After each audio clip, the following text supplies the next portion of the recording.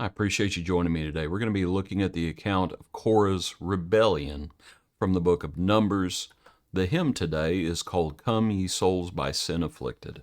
Come ye souls by sin afflicted, bowed with ruthless sorrow down, by the broken law convicted, through the cross behold the crown. Look to Jesus, mercy flows through him alone. Take his easy yoke and wear it, love will make obedience sweet. Christ will give you strength to bear it, while his wisdom guides your feet. Safe to glory where his ransom captives meet. Blessed are the eyes that see him, blessed the ears that hear his voice. Blessed are the souls that trust him, and in him alone rejoice. His commandments then become their happy choice. Lead us home to pilgrims weary, light to newly opened eyes. Sorrowful springs in deserts dreary, is the rest the cross supplies. All who taste it shall to rest immortal rise. Come Ye Souls by Sin Afflicted. As I said, we're looking at the account of Korah in Numbers chapter 16. And so we are in the midst of the wandering years in the wilderness. And who Korah was a Levite. And so it's the account where he comes after Moses. And if you're not familiar with it, I'd encourage you to read the whole chapter. And so now Korah, and it gives his genealogy, he's a Levite. And along with him, Dathan and Abiram, verse 1, they took men, and they rose up before Moses with some of the children of Israel, 250 leaders of the congregation, representatives of the congregation, men of renown. Okay, so there's a lot of people here, and they say, they gathered together against Moses and Aaron and said to them, you take too much upon yourselves, for all the congregation is holy, every one of them, and the Lord is among them. Why then do you exalt yourself above the assembly of the Lord? And when Moses heard it, he fell on his face, because he knows nothing good is going to come from this. And so what it is, it's just jealousy. And jealousy is an ugly thing. It's ugly within congregations. It's ugly within families. It's ugly within ourselves. And when we are jealous, when we are envious, we are imitating those who frankly crucified Jesus. They crucified him. It says that Pilate knew it was just out of envy. And so just think about how ugly jealousy is. If someone has been jealous of you in some way, and it might be money, it might be position, it might be any number of things. Jealousy is just ugly. And so it calls us hopefully to a higher calling. So here Korah is, and those who are with him, and they are just jealous. So Moses heard it, and he says to Korah, tomorrow morning the Lord's going to show you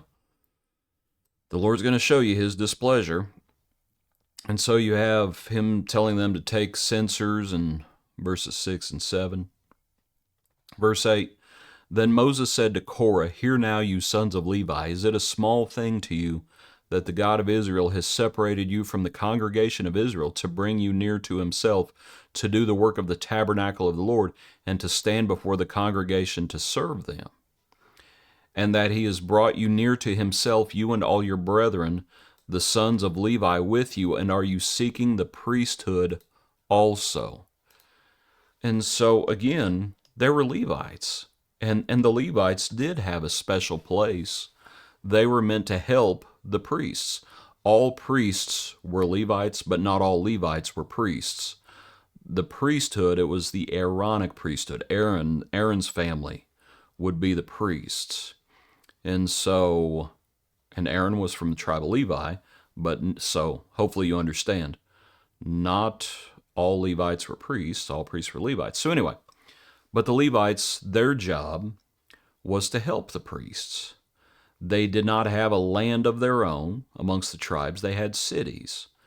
And they were, just as Moses said, the Lord had brought the Levites near to himself, and they did have a special place, and that special place was to help the priests. But they were not, these individuals were not content with that. They were not content simply to help. And sometimes that's how we can be. It isn't right. You know, sometimes we want more attention. Sometimes we want to be the ones in more prominent places and more prominent roles, and we might want to be the ones that are more well known or whatever it may be. And sometimes what we need to do, a lot of times what we need to do is just stay in your lane. It's like, just be content to help. That is a noble place to lift up other people's hands.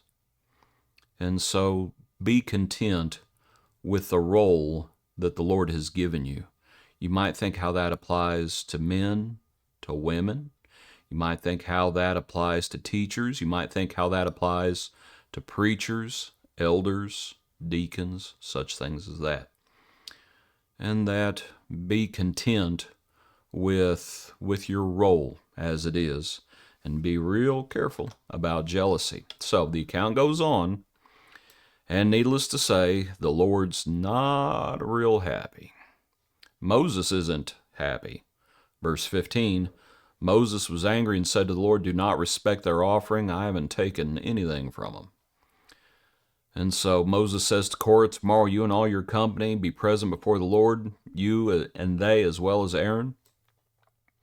And you have the censers. And so notice verse 19, Korah gathered all the congregation against them at the door of the tabernacle of meeting. Then the glory of the Lord appeared to all the congregation. And the Lord spoke to Moses and Aaron, saying, "Separate yourselves from among this congregation, that I may consume them in a moment."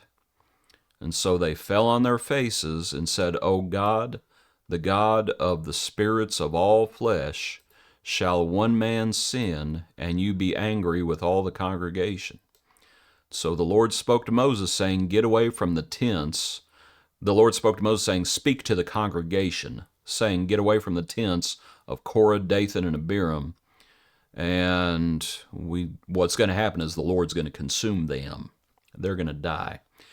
But in my notes, I put it like this. You look at verse 21, and in my notes, I put this. It's happening again.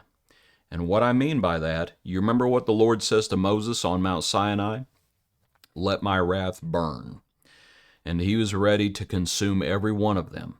Well, here Korah gathers all the congregation against Moses and Aaron, and the Lord says to Moses and Aaron, "You get away from the congregation, that I may consume them in a moment." And once again, Moses and Aaron, Moses here, not Aaron at Mount Sinai, but here it's Moses and Aaron, they plead, they make their plea with God. And so the Lord is once again merciful. Let me come a little bit further down. And let's see, because... and let's see. I thought there was a place in here. Let me take a look real quick, because I really thought there was a place in there where the congregation...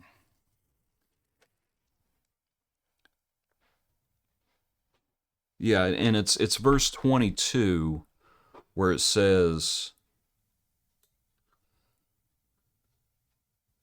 then they fell on their faces. But is that Moses and Aaron, or is that the congregation? Let's take a look at it.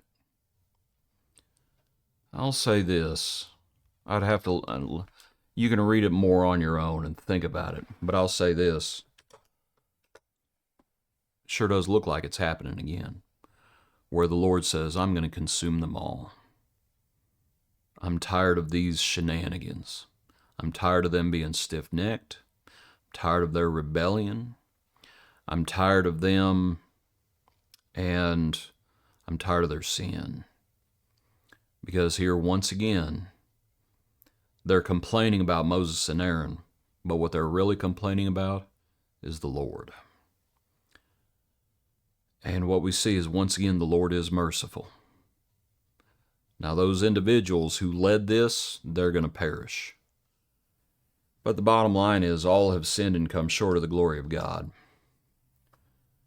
All of us have been afflicted by sin. So what do we need to do?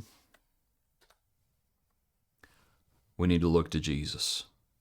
We better look to Jesus. And we better beg. And we better make, as the New Testament says, our plea for a good conscience coming to the Lord. Appreciate you. Hope you have a good day. Join us tomorrow for another portion of our daily praise.